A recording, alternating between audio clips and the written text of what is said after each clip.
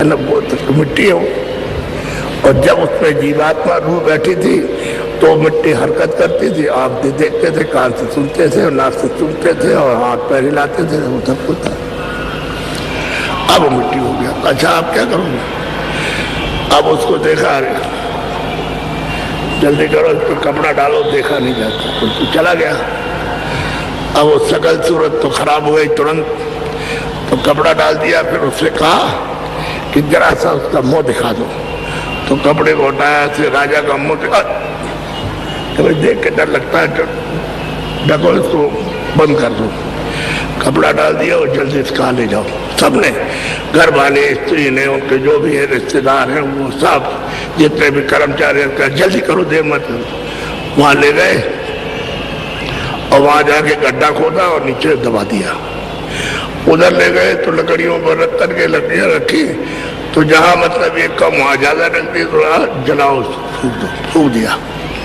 अब एक छाया थी गायब हो गई। मिट्टी और पानी और ये सब पे अलग अलग अपने अपने मिल गए, नाम निशान छाया का खत्म। अब तुम रोज चिल्लाओ बच्चे के लिए, स्त्री के लिए, पुरुष के लिए, वो नहीं मिलेगा। ये तो किराए का मकान है। वो अगर उसका इतना रात था और सोना चांदी और हीरे जवाहरात खजाने थे, उनमें से कोई चीज नहीं गई। राजा नहीं ले जा सकता। अरे बच्चों, आपके पास क्या है जो आप ले जाओगे? वो उसके पास तो तमामतकारी और तमाम ये और सब कुछ उसके पास है, वो कुछ नहीं है। एक भी उस सुई की नोक एक बालू का कड़ नहीं ले जा सकता। तो जब वो नहीं ले गया, वहां मार करके ले गए, वहां पहुंचाया दफ्तर में, तो हिसाब सब तैयार था, हिसाब। और वो कैमरा उतारा, उस सिपाही ने उसको लिया और वहां सामने हाजिर कर दिया जज साहब के। अब उन्होंने फौरन रील फैलाई, साहब 50 साल का, 80 साल का साहब उसमें छपा हुआ, और उससे मिलाया। जो दफ्तर में कर्मचारी दिख रहे थे कि दोनों से टैली कर रहा है कि नहीं कर रहा है, देखा उन्होंने। ऐसे पूछा कि देखो, तुमने इसमें से कोई पुण्य किया है? इसको दिखाया। बस 1 मिनट में सब काम हो जाता है, 2 मिनट नहीं लगते हैं। दिखाया कोई पुण्य तुमने इससे किया पूरा इसमें, तुम देखो इसमें। तो क्या कहेगा बेचारा? क्योंकि ये लाखों बच्चे और बच्चियां और औरतों को आपने ये लाखों को मार दिया है, सिर का कट पड़ा है, हाथ तड़प, ये तड़प रहा, वो ये गिर रहा, खून बह रहा है सब का सब, शहरों के शहरों को साफ कर, तो ये तमाम संपत्ति लूट के खजाने में जमा कर दी। ये तुमने क्या किया? हमने तो कहा था कि तुम इन आत्माओं को आराम से रखना और चक्रवर्ती राजा रहना। अब उन्होंने कहा तुमको सजा दी जाती है। सुखदेव राजा को अब सखा दी गई, सारे संसार का राजा। तो जाओ सिपाही वहां रह जाओ, उस नाम वाले नर्क में सिपाहियों को दे देना, और 2 करोड़ बरस उस नाम के खंभे में जलाएंगे। 2 करोड़ यानी 100 लाख का 1 करोड़ होता है, तो 2 करोड़ बरस उसमें जलाए जाए। जब ये सजा पूरी हो जाए तो फिर 1 करोड़ बरस तक उस नाम के नर्क में ले जाना, फिर इनको काटना। अब वो सजा वहां सुनाई जा रही है, इसको काटना। फिर 1 करोड़ बरस पूरा हो जाए तो उस नाम वाले नर्क में ले जाना, 50 लाख बरस से इनको सड़ाना। तो हम तुमसे ये पूछते हैं कि सतयुग त्रेता द्वापर कलयुग कितने खत्म हो जाएंगे?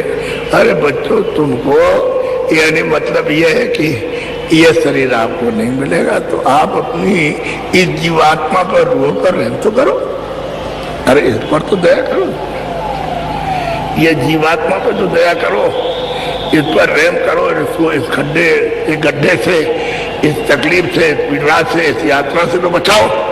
तो आपको इसकी तो चिंता नहीं है। और शंका करते हो बाबा जी आए तो साधु बना देंगे। अरे हमने तो कभी कहा नहीं।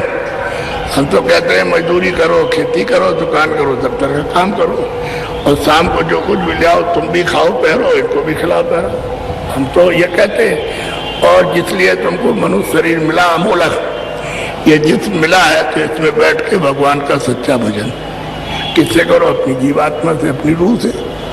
अरे हम तो ये कहते हैं, तो आप उसको सुनते ही समझते नहीं है। हम ये कहते हैं भाई खेती करो, दुकान करो, दफ्तर काम, मजदूरी करो, लेकिन कैसे करो? ईमानदारी और मेहनत के साथ। ईमानदारी मेहनत के काम करोगे तो क्या होगा मालूम है? उस भगवान का आशीर्वाद, बरकत मिलेगी, आशीर्वाद मिलेगा। यानी बरकत उसको कहते हैं खुदा की दुआ, क्योंकि तुमने मजदूरी और खेती, दुकान और दफ्तर का काम ईमानदारी मेहनत से किया, और शाम को आए बच्चों की सेवा की, और मनुष्य मंदिर में बैठ करके तुमने अपनी जीवात्मा से, सच्चे चेतन से चेतन का भजन किया, तभी तो मिलेगा। अरे जिस्मानी महजिद में अपनी चेतन रूह से और खुदा की इबादत सच्ची करो तो खुदा का दीदार हो। ऐसे कैसे हो जाएगा? ये तुम इसको कहते हो कि नहीं ये खुदा है। अरे ये तो 5 तत्वों की मिट्टी है, खुदा किधर से आ गया ये? और ये भी 5 तत्वों का बना हुआ है, इसमें जलवा जोहर, इसमें से जीवात्मा निकाल दी तो तुम्हारे सामने मिट्टी पड़ी है। जिसको दफनाते हो जलाते हो तो ये मिट्टी नहीं और क्या, और क्या तो देवता है, ये फरिश्ता है, इसमें भगवान है, ये वो देवता है, तो इसको तो कहते हो। और जो तुमको बताया जाए जीवात्मा तुमने बैठी हुई है, उस चेतन से चेतन को, तो वो खजाने को नहीं आप सुनते समझते। तो एक काम के न करने से ये सब आपने बुला ली। क्या कि मजदूरी ईमानदारी मेहनत से नहीं की, खेती दुकान दफ्तर का काम ईमानदारी मेहनत से नहीं किया, और बरकत को आपने, आशीर्वाद को और दुआ को खत्म कर दिया कि हमको आपकी दुआ आशीर्वाद नहीं चाहिए। हम तो धोखा देंगे, बेईमानी करेंगे, छल करेंगे, कपट करेंगे, फरेब करेंगे, मेहनत नहीं करेंगे, हम ईमानदार नहीं रहेंगे, हम तो ये सब इकट्ठा करेंगे साथ सामान। तो हमारे पास एक आदमी आया, उसने कहा महाराज, भाई कैसे आए? कह लगे हमको लोगों ने बताया कि बाबा जी के पास जाने से और बीमारी दूर हो जाती है। हमने तुम कैसे आए? कह लगे हमको दुआ लेने, कुछ आशीर्वाद लेने। हमने भाई ऐसे तो नहीं मिलता आशीर्वाद। किसने कह दिया बेवकूफ ने कैसे आशीर्वाद मिलता? तो कैसे मिलेगा? हमने तुम हमारी बात सुनोगे तो फिर सोचा जाएगा। तो कह ले कब से सुने? हमने जब से तुम्हारी तबीयत हो तब से सुन लो। कह ले कल से आएंगे। तो मेरे पास आने लगा, तो 4 दिन समय दिया। तो कहता महाराज हमको बहुत अच्छा लगा जो आपने सुनाया, हमको भगवान की चर्चा बहुत अच्छी लगी, हम और समय दे सकते हैं। हाँ आपसे? तो 10 दिन हो गए। तो बोला कह लगे महाराज हमारी इच्छा है कि 10 दिन और आपकी बात को सुने, हमको बहुत पसंद आया। हमने ठीक है। तब तक बीच में बोला कि हम 10 दिन और ले सकते, हमने ले लो। तो 1 महीने हमारे पास। तो हमने पूछा, हमने कि तुम्हारे घर में? कह वो तो असाध्य बीमार है, मरने वाली है, और लड़का भी हमारा उसी तरह से बीमार है, हम भी बीमार हैं, हमारी हालत देखी। तो हमने उसको कुछ नहीं सुनाया, भगवान ही की चर्चा सुनाई बस। एक दिन हमने पूछा, हमने कहा भाई वो चारपाई को पड़ी है तो दवा? कल हमने कुछ नहीं दिया। और तुम दवा रख करके नहीं, हमारे पास पैसे ही नहीं। तो कल हमने बहुत कर्जा लिया, हमारा कर्जा लदा हुआ, हम कहाँ से कितना दे? हमारे पास पैसा नहीं, हम कर्जा कितना लेंगे, वो कहाँ से देंगे? तो हम वहाँ गए नहीं। हम तो जाते हैं अपने काम पर, और फिर शाम को जब आपके पास 2 घंटे समय देते हैं, हमने अच्छी बात, खैर कोई बात नहीं। 1 महीना हो गया पूरा। तो हमने फिर पूछा, हमने भाई स्त्री कल ठीक हो गई? और लड़का कह वो भी ठीक हो गया, और तुम? कह मैं भी ठीक हो गया। तुमने क्या काम करते हो? चपरासी।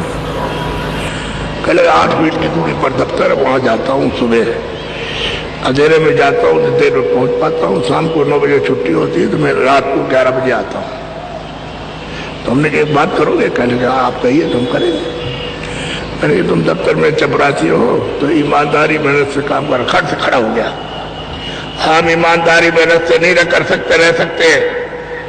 जोर से चिल्लाया तो लोगों ने सुना। तो हमने अरे भाई धीरे से बोल, हम नहीं रह सकते, हमारे पास पैसा कहाँ से आएगा? जो हम मतलब ये है कि अपनी औरत बीमार पड़ेगी, बच्चा बीमार पड़ेगा, तो दवा कहाँ से जाएंगे? तो हमने उससे कहा तुम तो ले दे। तो 1 महीने आया, पूरे स्त्री को दवा नहीं दी और कुछ देखा भी नहीं, और खाली भगवान की चर्चा सुनी। और वो तेरी स्त्री, तेरा बच्चा तो ठीक हो गया, तो ये इतना दिया ना। और कहता हम ईमानदारी और मेहनत से नहीं रहेंगे। तो हमने कहा ठीक है। अभी देख तेरी स्त्री फिर बीमार होती है और तेला लड़का हो तो कितना भी तू कर्जा लेगा एक भी अच्छा नहीं होगा। तो लौट आया, तो खड़ा हो गया। तो हमने कि भाई हम तुझे कुछ सुनाएंगे, हम कोई जबरदस्ती थोड़ी कुछ ऐसा। देखो बैठे, वो तो बैठे हुए थे अपना भजन कर रहे थे, तभी वो देख 100 आदमी बैठे हुए। तो देखा तो हम तुझे जबरदस्ती नहीं देंगे, तू कल सोच ले। तो वहां से आया, बोला कि अच्छा ठीक है, अब ईमानदारी मेहनत से रहेगा, हम इज्जत लेंगे नहीं। तो वही तो बात है, ईमानदारी मेहनत से तू काम करेगा तो तेरे लिए सब ठीक हो जाएगा। अब लोग आए तो कह रहे चपरासी से हमारा काम करा तो बड़ी खुशी बात है, कागज कहाँ जाओ। कागज ले लिया, काम करा दिया। 7 रुपया गए, गरीब आदमी है तो उनका ठीक है, 10 किया, 10 मिनट के अंदर दे दिया। उसको 25 रुपये देने लगा, हम 1 पैसा नहीं देंगे। हमको बाबा जी ने मना किया तो मेहनत ईमानदारी से लेना, किसी कुछ लेना हम नहीं लेंगे। तो फिर आता रहा तो 10 दिन सुना, तो उसने कहा हमको भी रास्ता बताइए, हम भी भजन करेंगे। हम नहीं, ऐसे नहीं बताएंगे, हम जब समझेंगे और तू समझेंगे, तू भजन करेगा तब बताएंगे। तो और सुनाया तो रोने लगा, कह लगे हमको बता दीजिए, हम भजन करेंगे, हम पूरा करेंगे, जो कहेंगे करेंगे। अच्छी बात, तो उसको बताया। फिर देखा ऐसे बैठ के भजन करना है, फिर ध्यान करना। 10 दिन के बाद आया, कह लगे अरे महाराज इधर की आँख खुल गई। तो इतना बड़ा बगीचा कि जैसे सारा संसार कुछ नहीं उसके सामने, ऐसे सुंदर सुंदर फूल, सुंदर सुंदर बगीचे, ऐसे देवी देवता। कह लगे अरे हमें चुप रहना, बोलना नहीं, चुपचाप किसी कहना नहीं। यहाँ तो तूने सुना दिया ठीक है, नहीं अगर तू कह देगा तो तेरा बंद हो जाएगा, फिर कुछ नहीं होगा, चुप रहा। आपको आश्चर्य होगा, उसने ईमानदारी मेहनत के साथ काम, बड़ी शौहरत हुई और भजन करने लगा और इधर जाने लगा। कहने का आपको मतलब एक मिसाल आपको दी कि समझ में नहीं आता तब आप ऐसा करते हो। ईमानदारी और मेहनत के साथ काम रहो तो ये लड़का बीमार, जब आप ईमानदारी मेहनत से काम नहीं किया, लड़का बीमार तो लड़की बीमार, तो पति बीमार, तो पत्नी बीमार, तो पिता बीमार, तो भाई बीमार हो गया, और ये और ब्रेन चला गया, और हार्ट निकल गया, और किडनी गिर गई, और कैंसर हो गया, और ये गए डॉक्टर के पास, उनका 10 लाख लगेगा, और कोई गारंटी थोड़ी है कि ऑपरेशन हो जाए तुम ठीक हो जाओगे, तो 10 लाख और देगा। अब बेचारा कहाँ से ले आएगा? हमारे पास बहुत आते हैं, यानी अभी आते हैं, रास्ते में हमको बहुत मिले, रास्ते में हमको मिले बहुत, तो हमारे पास आते हैं सबसे बड़ी तकलीफ। तो हम उनसे कहते हैं भाई तुम एक काम तो करो कि मेहनत काम करो, ईमानदारी मेहनत से मजदूरी और खेती, दुकान, दफ्तर का काम, शाम को बच्चों की सेवा, और हम तुमको रास्ता बताते हैं सच्चे भगवान का, ये रास्ता है और तुम बैठ के करो। देखो तुमको तुम्हारी तीसरी आंख, तीसरा नेत्र कैसे नहीं खुलता है जब तुम्हारे सामने स्वर्ग का दरवाजा है। तुम बिल्कुल दरवाजे पर बैठे हो स्वर्ग के, और इधर विष्णु का, उधर स्वर्ग का। तो जब आप भूल गए हो तो उधर रास्ता नहीं, वो दरवाजा नहीं मालूम कि वो स्वर्ग में जाता है, और इधर का है, किसी अंधेरे में काम कर रहे हो। तो उसने बड़ी होशियारी से आपको फांसा है, अधिकार दे दिया। तो ये सब का सब पाप है पुण्य है, पाप है पुण्य। पहले तो कोई भी आदमी जो है पाप नहीं करता था, सब पुण्य करते थे। तो ये सब का सब आंखों पर ऊपर, ये अंतःकरण, देखो इधर आंख के ऊपर ये सब का सब तुम्हारा दिल है, हृदय, ये हार है। यहाँ कुछ जमा नहीं होता, इधर कुछ नहीं, यहाँ कुछ नहीं, ये यहाँ होता है। यहाँ पानी नहीं जा सकता, अग्नि नहीं जा सकती। तो जब जमा हुआ पुण्य तो पर्दा तो पड़े, पहले तो पुण्य नहीं था, तो वहां कोई पर्दा नहीं था, आँख खुली थी, कान खुले थे, नाक खुली थी। अब आप मतलब जब आपने ये काम किया तो पर्दा जमा हुआ, फिर उसमें आप कभी झूठ बोले, कभी धोखा दिया, कभी बेईमानी आपने की, तो वो काला पर्दा पड़ गया। कभी अच्छा हो, कभी बुरा, कभी अच्छा, कभी बुरा, अब तो अच्छा छूट गया, अब सब बुरा ही बुरा। तो ये सब पर्दा पड़ा और भर गया ये सब तुम्हारा। तो आंख तुम्हारी तीसरी बंद हो गई, तीसरा कान और तीसरी नाक। अब न तुमको दिखाई देता न सुनाई देता। अभी देखो आप बैठे हो, शरीर में एक आंख इधर एक इधर, कितनी आंख? जल्दी बोलो। 2 आंख। शरीर में एक कान इधर एक इधर, कितने कान? 2 कान।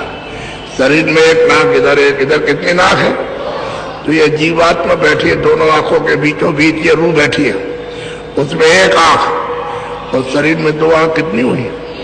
जोर से बोलो, अरे जोर से बोलो। 3। ये देखो जीवात्मा बैठी, उसमें एक कान है, और शरीर में 2 कान, तो कितने हुए? 3 कान हुए। और ये जीवात्मा बैठी, उसमें एक नाक है, और शरीर में 2 नाक, कितनी नाक हुई? तो इतनी कथाएं आप सुनते रहते हो, किसने बताया? 3 आंख है, 3 कान है, 3 नाक है। अरे आपको तो कोई बताना चाहिए। तो पढ़ने वाले ने तो किताब में जो अक्षर है किसी भाषा में भी वो जानता है, उसको पढ़ के आपको सुना दिया। उसमें तो कुछ देखा नहीं है, सुना दिया आपको, और आप बैठ के सुनते रहे, तो आपको बहरे रहे, उसने कुछ देखा नहीं, दे नहीं सकता है, तो मतलब अंधा रहा। तो वही वो स्वामी जी महाराज कहते हैं, गुरु अंधा और चेला बहरा, और हो नरक में ठेलम ठेला। अब वो कैसे बचाए? वो कैसे बचाएगा? यानी वो कुछ दे नहीं सकता, वो कुछ ले नहीं सकते, दोनों के दोनों अंधे बहरे रहे, तो फिर वहां नरकों में जाकर के फिर तमाम यातनाएं। अरे भाई कोई आंख देखने वाला कुछ होना चाहिए ना उसको। तो अब हम आपसे विनती प्रार्थना करते हैं कि पूरा मैदान भरा है, ये कहा जाए कि आप अपनी उंगली ऊपर करो, और हम कह दें जिनकी उंगली ऊपर उनकी सबकी काट दो। तो ये हमको बताओ कि आपकी उंगली कट जाएगी तो आपको दर्द होगा कि नहीं होगा? बस ये बात आपको ये आप पता चला है कि होगा। तो जब दर्द होगा तो आप तो मनुष्य, आप में तो दया होना चाहिए।